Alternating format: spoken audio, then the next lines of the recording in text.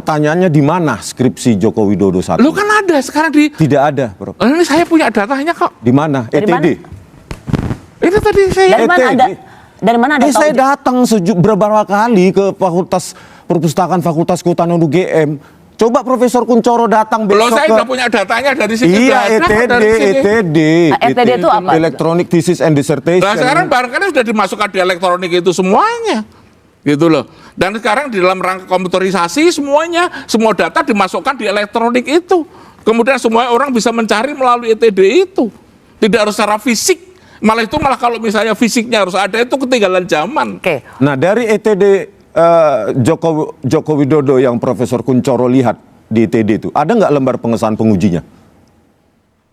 Katanya Profesor Kuncoro sudah memiliki data skripsi Joko Widodo elektronik. Saya punya, tetapi Ada nggak? tidak untuk dilihat. Saya belum melihat, tetapi data itu lengkap. Iya, saya tanyakan ada tidak lembar Ya pengesahan pengujinya? seharusnya ada. Kalau tidak ada seperti saya Tadi katakan katanya tadi. Profesor sudah melihatnya.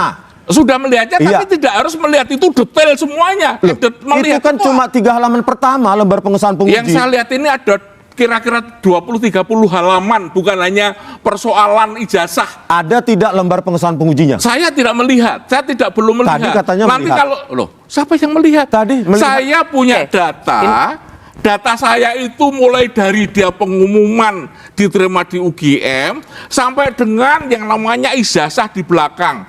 Tidak mungkin kemudian saya tuh membaca satu-satu karena sekali lagi saya tidak punya kompetensi untuk itu. Tadi kan Profesor Kuncoro mengatakan sudah melihat skripsi Joko Widodo ETD. Melihat atau membaca, Prof. Ada tidak lembar pengesahan pengujinya?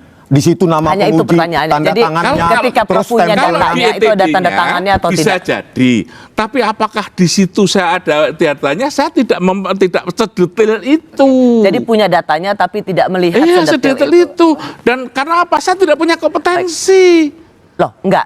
Hanya Dr. Rismon ini hanya sekedar ini menanyakan, katanya punya datanya. Kalau punya datanya seperti itu, ada enggak pengesahan, tanda tangan pengesahannya? Itu saja sebenarnya pertanyaan Dr. Rismon. Seharusnya ada. Bukan Gitu loh.